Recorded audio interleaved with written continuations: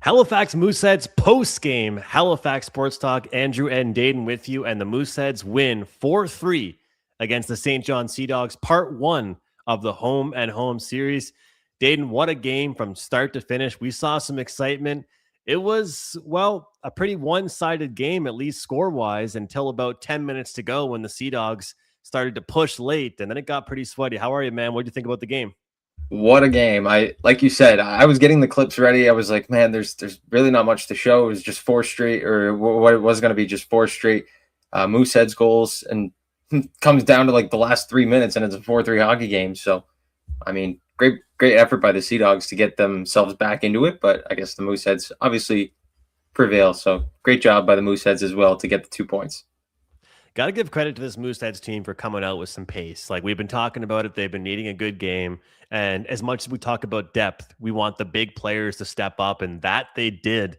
What a goal to kick things off with Quinn Kennedy teaming up with his buddy, of course, with a great give and go play. And I would tell you, like every single goal the Mooseheads scored tonight was not really one of those kind of banging around the net type of goals. They were all really, really nice goals. So really good to see. But I thought just especially early on in the game, the urgency that they played with, the pace they played with, they seemed very, very hungry. Obviously, getting an early power play can help you get in kind of form and, get your chemistry together early on. But I thought this team really had it tonight. The urgency looked like it was there, and you can kind of tell how important these two games are. And we talked about it before Christmas. It's very important that they end this kind of first part of the season on a good note. And I thought they looked really sharp, really sharp. And you know what? Some people might say it's not a good thing to have a 4-1 lead and the game end up being 4-3. But I'll tip my cap. They're a young team. They got off to a good start. Brisson played very well. This is a solid win for the Halifax Mooseheads. A solid win indeed, a solid road win. Tomorrow they get back at things at home, so they get the crowd behind them. I bet you the crowd wasn't as big tonight at the TD station as it's going to be tomorrow night back home at Scotiabank Center. Although there was a pretty big crowd tonight at Scotiabank Center as well with the Victoire and Scepters in the house.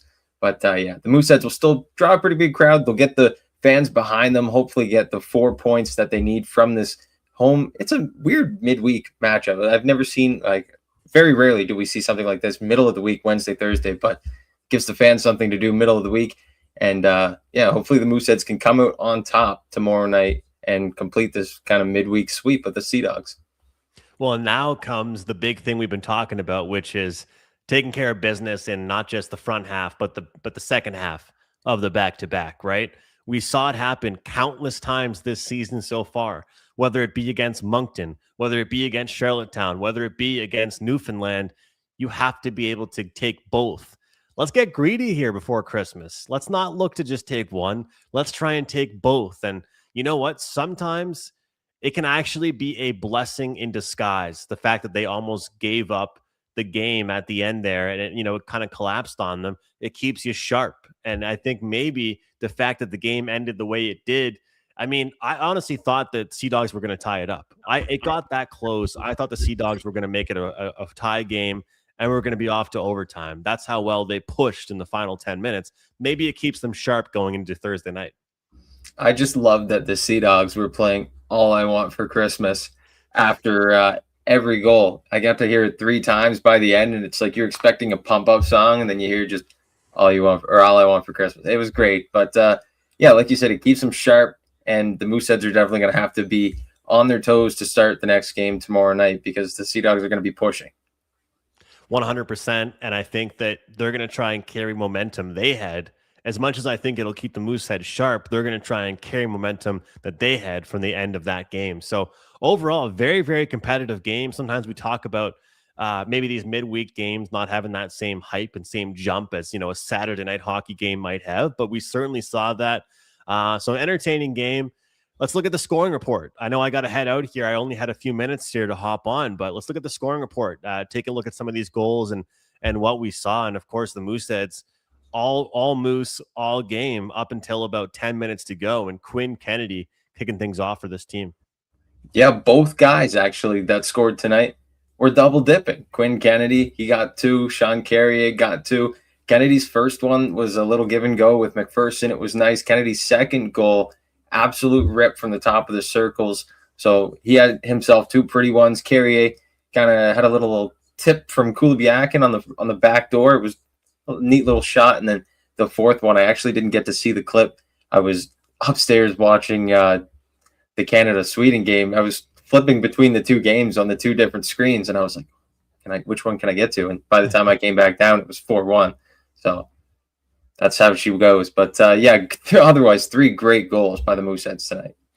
Well, my last thing I'll say is that as much as we've been calling for depth, I think that when you're a young team, sometimes you just need your big players to be your big players. And that's really what we got out of Quinn Kennedy, out of Carrier. And yeah, maybe the second half of the back-to-back, you're going to need it to be a win by committee, and the secondary guys will step up. But I thought the defensemen played very well. I thought a lot of guys got spread out minutes. They kept the puck out of their own end quite a bit, the good transition game. And one thing that I was really impressed, watching this game, and loved using the flow hockey, being able to rewind and control that whenever I wanted to. I felt like they were very supportive. Like I felt like there was always a man back. There was always someone to help. And I don't know if it's something that Coach McKenzie is implementing lately, but they want a lot less stress in their own D zone. And I felt like they really took care of the puck until the last 10 minutes of the game, of course. But they're young. I'll give them the okay on that. And we always say this, but whenever the Mooseheads get a win, I'm not saying it's always like this, but a lot of times it means one of their goalies played very well as well, and some great saves from Brisson. So I was very impressed. Daeden, I'll be talking to you tomorrow about this part 2, because that's where it really gets good when we try and see this Mooseheads team go 2 for 2. So I'm sure you have a little bit of a view right now of some of these goals you can take our viewers through. And of course, guys, before I hop out, I just want to let people know that we want to hear from them. Comment below. Let us know what you thought of the game tonight. And let us know what you think of the home and homes and the back-to-backs, because that's what I want to know what you think out there in Moose Country. So, Daeden, I'll talk to you tomorrow. All right, Andrew, see you later. Take care. Have a good one.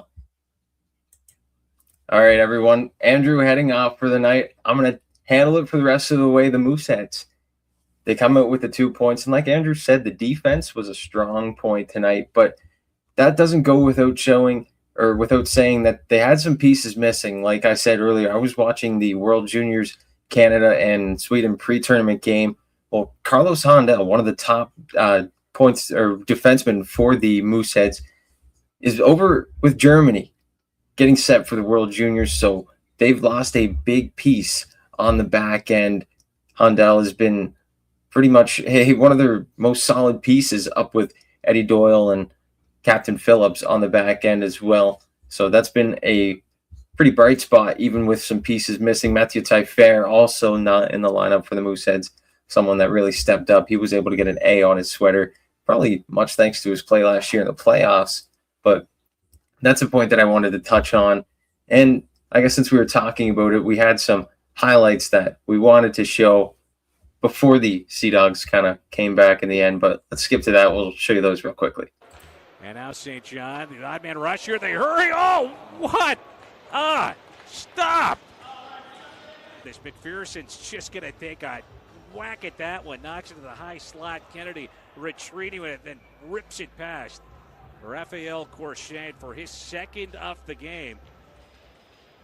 And the Moose up 3-0, intercepted and up ice in transition now. Kulibiakin, as he worked it in front, they score. The Mooseheads will add to their. So the Mooseheads coming away with the 2 points tonight, much thanks to those great plays. Like I just said that great save from Owen Brisson, a couple goals from Quinn Kennedy, a couple goals from Sean Carey. The Mooseheads will take on the Sea Dogs again tomorrow at home before a little 10-day break. There's some World Juniors that you can watch in between there. Lots of great action, but when they come back on the 28th, the regiment come to town before the Eagles come to town on the 30th, and then they go to Cape Breton on the 31st for the Battle of Nova Scotia. Obviously, the jersey right behind me, Battle of Nova Scotia jersey. It's always a great one. I went in 2013, went last year with my mom as well. So I got her a New Year's Eve present. We went to the Mooseheads game. Yeah, it was a little present for me as well. And then January 3rd, Moncton comes to town. So maybe that'll be somewhere where the Moose can turn the page. They haven't beaten the Wildcats at home this year, so it'll be something to look forward to. Otherwise, Halifax Sports Talk for now. Daeden Comeau tuning out. Andrew McInnis was with me earlier. Go give him a follow. McInnis Picks on X. But yeah, we'll see you next time. Tomorrow, we will be doing the weekend preview as well. Jeremy Keefe, as always, will be joining us for some Thunderbirds talk. So we'll see you next time right here on Halifax Sports Talk.